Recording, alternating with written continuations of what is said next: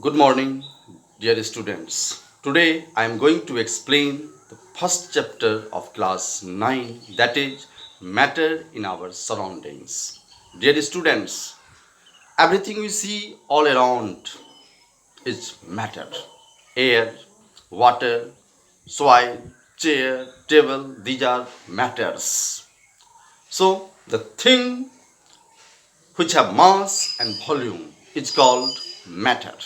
Dear students, on the basis of physical properties, there are five states of matter: solid, liquid, gaseous, plasma, and Bose-Einstein condensate. And on the basis of chemical properties, matter has been divided, classified into three parts: element, compound, and mixture. So in the first chapter, we'll discuss in detail about the five states of matter, and in the second chapter we will discuss about element, compound, and mixture. But in this part, we will describe about the characteristics of particles. Dear students, early Indian philosopher believed that matter is made up of five elements, which is called Panch Tattva. These elements are air, water, fire, earth, and sky. But modern scientists believe that matter is made up of particles. Dear students, modern scientists believe that matter is not continuous. It is made up of particles. So, in this part, we will describe about the characteristics of particles. There are some characteristics of particles. Size of the particles are very small. Particles are constantly moving. Particles have forces of attraction between them, and particles have interspaces between them, between the molecules, or intermolecular spaces. Dear students, if we take one piece of potassium and put in 100 ml of water, we find that water becomes colorful. Now we take 10 ml of this solution and put in another 90 ml of clean water. Again we find water becomes colorful. Now we take 10 ml from this solution and put in another 90 ml of clean water. Again we find that water is colorful. So water, again and again you find water is still colored. This shows that a small piece of potassium have millions of particles. So we can see that size of the particles are very small. Dear students, now the second characteristics, particles are constantly moving. We are taking here an example. If we put some blue ink in 100 ml of water, we find that water becomes colorful.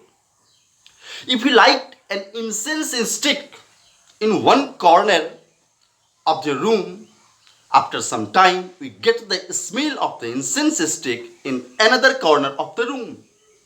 These examples show that particles of incense stick are constantly moving.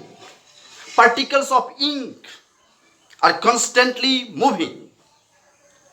Dear students, the third characteristic is particles have forces of attraction between them. Yes, dear boys and girls, particles have forces of attraction between them. If you take an example here, if you try to cut the surface of water with your fingers, you find difficult. It is not possible because there are forces of attraction between the particles of water.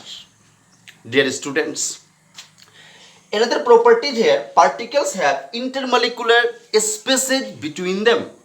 Dear students, if you take 100 ml of water in a beaker and we put some sugar in it and we try to dissolve it. After some times we find that after dissolving we find that water level does not rise. This shows that there are intermolecular spaces between the particles of water because particles of sugar get distributed between the particles of water. So dear students, in this way we can conclude that there are intermolecular spaces between the particles of matter. So now we can conclude that the main characteristics of particles. First, the size of the particles are very small. Second characteristics, particles of matter are constantly moving. Third characteristics, particles have intermolecular forces of attraction between them. And the fourth characteristics, there are intermolecular spaces between the particles of matter. Here one thing I would like to focus, that is diffusion. Dear students, diffusion is the intermixing of two substances, intermixing of particles from a region of high concentration to a region of low concentration.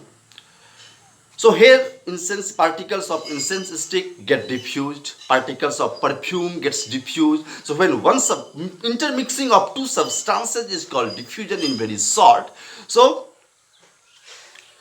today we have discussed about the characteristics of the particles. In the second part we will discuss about the properties of solid, liquid and in gases. And in the third part we will discuss about latent heat of fusion and latent heat of vaporization. And in the fourth part we will discuss about the evaporation and factors affecting evaporation. Thanks.